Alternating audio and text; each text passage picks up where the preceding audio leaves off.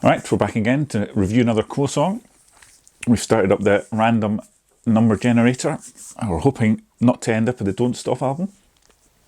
So, yeah, we've got number 113, which is the If You Can't Stand the Heat album. And the track Let Me Fly. So when you put this one on, you know, it's straight in with the core beat and rhythm that we all love.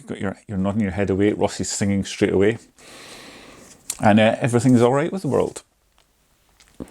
Well, maybe not quite. Definitely all right. It's obviously this album suffers slightly from the production values. The drum sound's gone a bit with the times. I think I've said before, and when I was really first getting into the core and thinking that in the 90s I would watch interviews, and you know, they would always be asked about sounding the same and stuff, and Rick would give his old steam train analogy of it coming down the track, just going straight through all the trends and fashions of the time, and you always kind of go in an interview, why don't you ask him about this album, or even more blatantly, the Ain't Complaining album.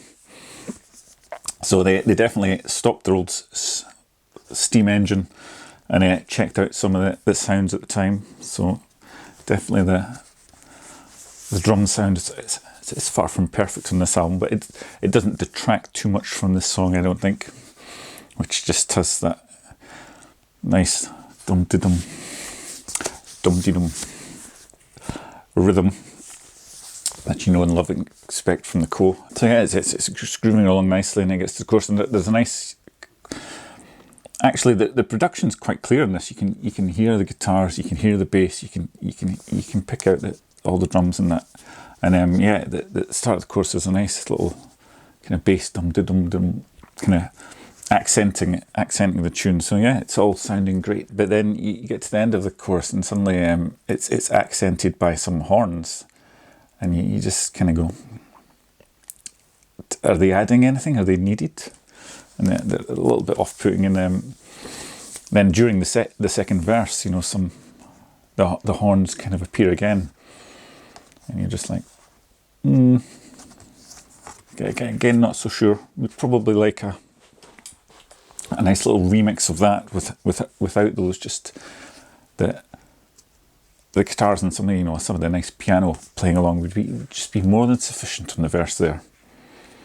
And then there's a little solo section. This is obviously not the very early 70s when they're as Rossi would say, waffling off for hours on end on a solo. It's very, very short and concise, and just, I don't know if you call it a solo or just a nice melodic little lead guitar line repeated a couple of times. But it's a nice little tune, short, sharp and hummable. And then actually in the third verse, instead of the horns coming out, adding little embellishments, it's actually a bit of lead guitar, and you kind of think, oh, that's what you want in the first place. You didn't want these horns being in there. Not in the Co's hard rocking era. And look at them. Try and get that. Yes. They're hard rocking. With lots of light and shade. It's got Someone Show Me Home in this. Then you get the outro, which is actually a kind of longer version of the guitar solo, or at least, you know, it's Rossi playing lead for a bit longer and kind of expanding on what he's doing. And that's really quite nice, and that's definitely what you're wanting from the Co. So it's a good try, and honestly, the horns don't bother me too much, particularly in this track. I don't think they particularly add anything, and it probably would suit my taste a bit more if they weren't there. And as I said, I love a remix the way they did for the Rocking All Over the World album, but I don't think anyone's that bothered about the status quo back catalogue, or